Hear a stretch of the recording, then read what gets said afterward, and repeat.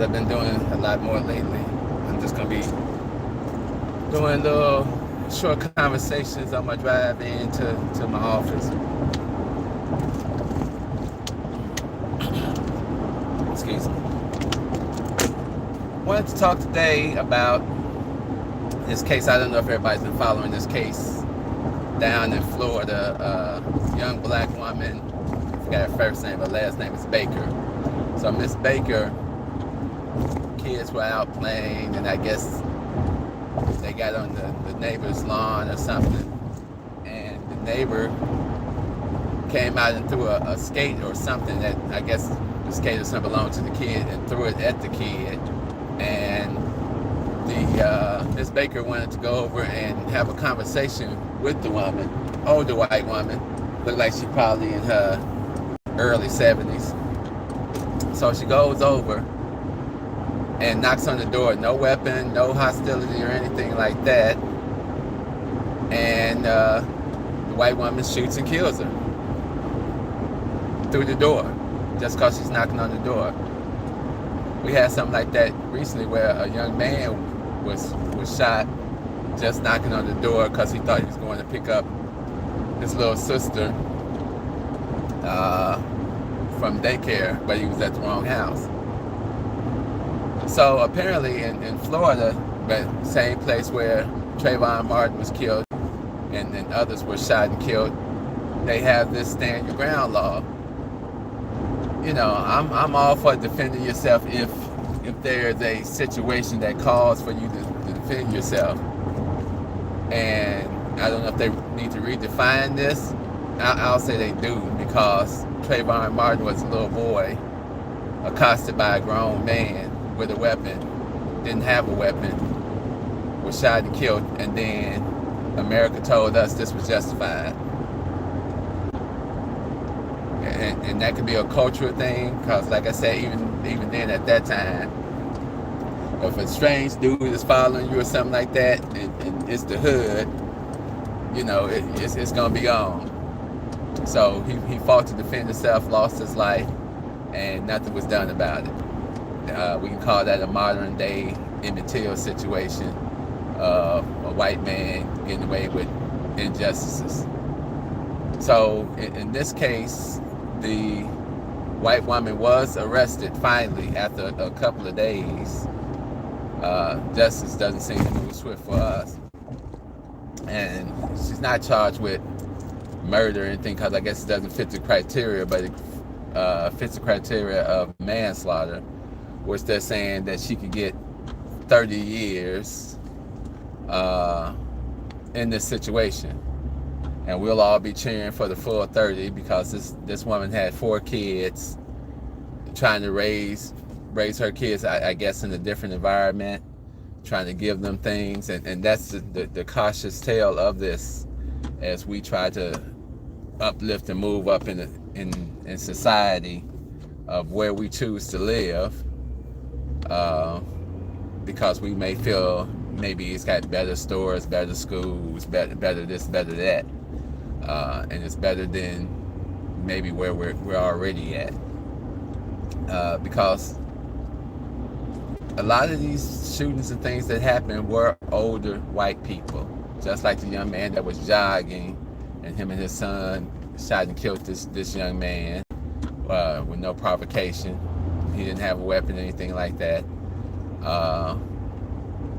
It's a problem, and we can pretend it's not a problem, but it is a problem. I mean, America can pretend it's not a problem, but this is what we go through all the time, that is knocking on the door seen as aggression, or is it fear of black people in general? It's just, you know, we're aggressive people, we're gonna confront, cause a scene or whatever. That's still in the psyche of a lot of Americans. I don't put us in that category. I say maybe we can be captive Americans. How about that? If we're going to be Americans, I say we're captive Americans, trying to survive in a system that wasn't built exactly for us to survive in. And there's this guy, I wish I would have got this guy. You know, a lot of times I'm watching the news and stuff in the morning, And there was this black guy, and he was saying, America offers you all these opportunities, which it does, if you's a good Negro. And he held up examples of Oprah and Colin Powell and others, Denzel and all these people that made it. You know, America loves to be entertained. So, you know, entertain us, nigga. Give us a good talk show. Give us a good game. Give us a good boxing match. Make us money while you doing it. Then this is your track to success. I think the lines are blurred in America overall, just in general. With maybe it's just blurred for us because we see what they lay out when they said the white picket fence, a 2-car garage, a dog, and kids. This is the American dream. Work hard and leave something for your children. This is the American dream. But they fought us against this dream for so long that now that any pieces that we get of it, it's like, oh, this is great. You know, we can smile and we can take our kids on vacations and we can do a whole lot here that we might not be able to do elsewhere. But who says we can't do it elsewhere? We just haven't tried to do it elsewhere. Other groups in the world move around the world and do it wherever they go. I say this is a direct tie to this culture that we exist in and what our actual culture was. We don't know and we don't care to know. As long as we can take a trip to Dubai, Aruba, and enjoy the luxuries of life, why would we ever care about our heritage beyond slavery, before slavery? Why would we? Everything we got right here. It's beautiful. And this puts us in situations that we shouldn't be in. I remember one time my daughter went to Marian Catholic High School, and there were a few racial incidents that I felt I had to go up and address. And some people were like, oh, well, you can't go and address these people. I said, I can do what I want to. I said, I paid the tuition. Why can't I go address it? So I go up there and I address it. And I addressed it in not so much Malcolm, but maybe a combination of Malcolm and Martin together, that basically said, and I told them, I said, look, the only reason she's in this school is because we think it's a safer environment. We're not Catholics. We don't believe in the teachings of Catholic tradition. We're Christians, Baptist, Pentecostal, whatever you want to call us. I said, but this is a safe environment, or so we thought. Now you're allowing certain behaviors from the white students to go unchecked, and you're checking our daughter based on your own stereotypes and stigmatisms. It was something about, there was a theology class and they were talking about thugs and criminals and things like this, and you know, making it seem like it was all about black people. And I told my daughter, I said, well, when you addressed it, did you say, are you talking about the thugs, the cops that were beating these people at events and things like that? Or are you talking about black people as thugs? I said, that's a sociological question, not a theology question. That has nothing to do with Jesus and the teachings of Christ and the apostles. So why are you all even having a discussion about this? And then why are you shutting her down when she voices her opinion, but letting the white kids run wild with their opinions? But we put her in that school, just like a lot of us put our kids in these schools. And when they get older, they tell us how much they hated being in these environments where they're considered too black for the white kids and too white for the black kids. And I would tell her, I said, well, now you have an opportunity to be an individual. You don't have to fall into this group or this group.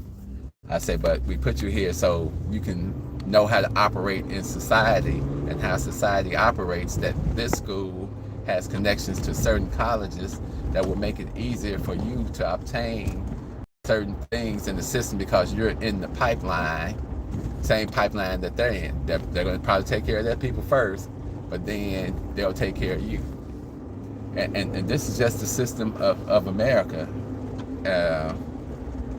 I was having a conversation with somebody the other day, and I said, a lot of our problems will probably never be solved unless we leave and go back and reconnect to who we are, because we're the only disconnected people on the planet.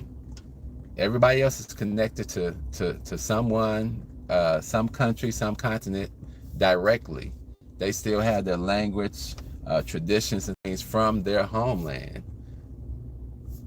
It's just us. We're not connected, and like I say, we don't have the desire to be connected.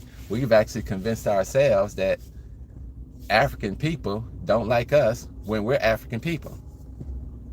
No matter what everybody else says, yeah, I'm sure there's some ones that don't care for us in particular, but for the most part, my interactions with our brothers and sisters in Africa have been positive, always.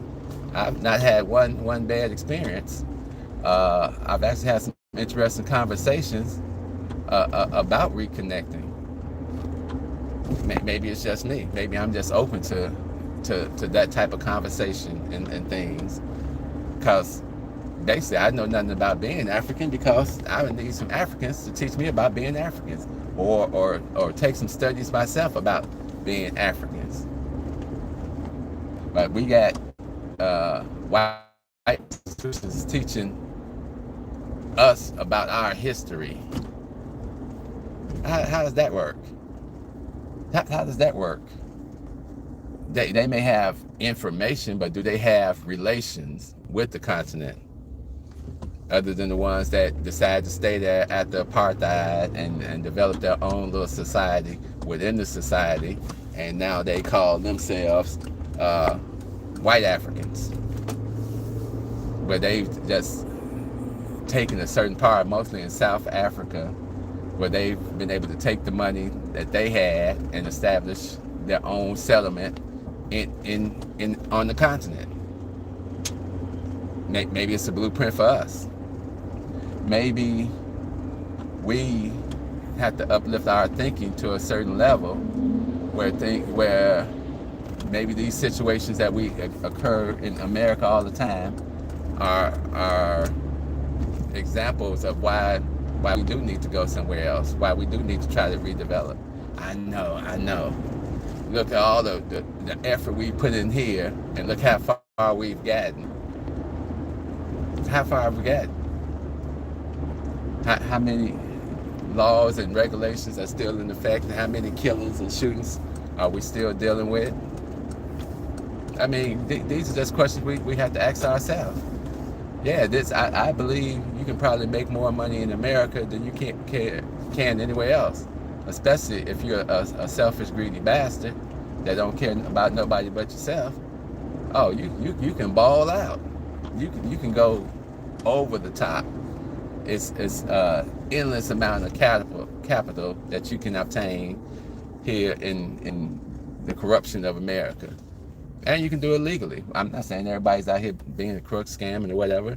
There's opportunities for you if you got the money to pay to go to school. College was about what, $50,000 a year, $60,000 a year, if you can get access to that. But what if you can't get access to that? There's multiple ways of getting down in America. And I spoke to someone yesterday. I said, but morally, where are you at morally? It's sometimes not just about making the money. I said, but morally, I can't allow myself to say, let me destroy my brothers and sisters so I can make it on this plane. That's basically dope dealing. Drugs and murders and things like that. We can't condone that. We can't say, let's do this so we can get ahead, so we can go to the strip club and blow 30 stacks or whatever, where we can ball out, and then maybe we'll put on a firework display or something for the kids in the hood. Maybe we'll throw back a couple of dollars. When you destroy the whole fabric inside society. And that's what America teaches us. America is a capitalist country that teaches us capitalistic values and excuses the greed of the rich and powerful. That's why you have a president with all types of charges, not just charges that popped up now. That charges have been out there for years of the stuff he did, but he's still playing golf. He's still balling out, still doing whatever he wants, and his presidency was based on the prejudice of America and how they still feel about us, because he was elected right after the Obama time, because they had to cleanse their soul of the blackness. We got to cleanse America, and we got to go all the way back to this dude was the exact opposite of Obama. He was not diplomatic. He didn't care. He showed the true force of the pen of the office, and he didn't give a damn. And he came out and said how he could do whatever he wanted to do, and we swallowed it and we accepted it, and I guess it is what it is. But I just wanted to come and you know, let's keep Miss Baker down in Florida in our prayers. Let's keep her children in our prayers, because she's gone on to glory. And hopefully there will be some justice for her and her children, and that, you know, her mother's was doing an interview on TV, so I guess her mother's going to take care of her kids.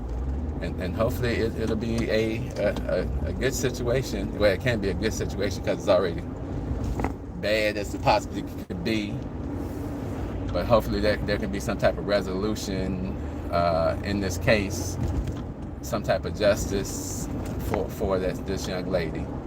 So on that note, I will see you all tomorrow, Thursday, 7:30 to 8 p.m. on the No PC show. Deuces 2 times. Love, peace, soul. Oh, sorry. We out of here.